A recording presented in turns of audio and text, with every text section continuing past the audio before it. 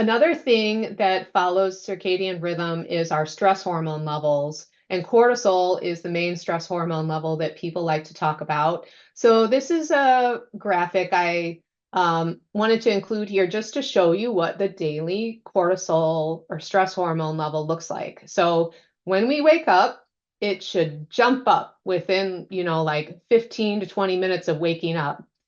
So I don't exactly like this graphic. I would have it jump up. I get up at 6:30, so I would have it jump up by 7, not at 9. And most people who get up with the sun, it's going to jump up if you've got your windows open and the sun is coming in, or you're going outside for a walk.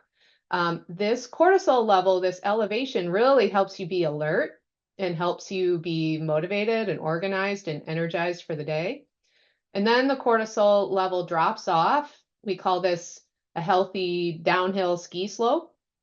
So we can test cortisol levels. I do this in my practice where I test them throughout the day to help see if someone has a healthy cortisol circadian rhythm.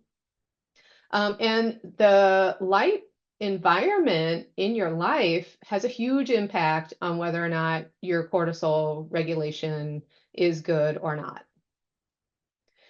So bright sunlight in the morning really helps balance cortisol levels during the day, so you will feel more energetic. It also helps with that drop at night so that you can go to sleep because cortisol has an interplay with the sleep hormone melatonin.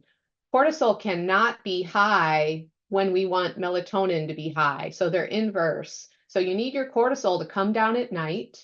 And to do that, you need to have bright exposure of sunlight in the morning to signal to the suprachiasmatic nucleus that that's how the hormone pattern should go. So a big part of people's energy levels and pattern of sleeping at night have to do with the hormone response to seeing the sun.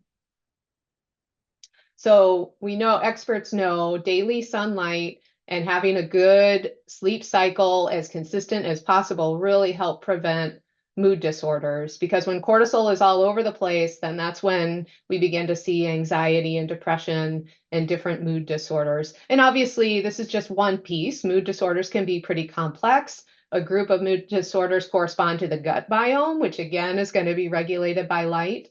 And you can also help regulate your stress hormone levels through what you're eating. So I don't mean to say it's very simplistic, but going out in the sun is one, it's something that's accessible to everybody or just about everybody. So it's a really powerful tool for helping with mental health. So getting sunlight in the morning helps you sleep better because it leads to more balanced stress hormone levels, which leads to better melatonin levels, and then you're sleeping better. And experts say the best time for sun is within an hour of waking. So if you can get up and you can go outside, the light environment, even if you have a lot of windows, the light environment outside is just orders of magnitude higher than any indoor light environment, and so much better for the type of signaling that I'm talking about that will help to optimize health. Another takeaway with this idea of, what's going on with circadian rhythm is if you wait an hour before eating breakfast, that's actually best for your digestion. Our digestion doesn't work very well when our stress hormone levels are really high.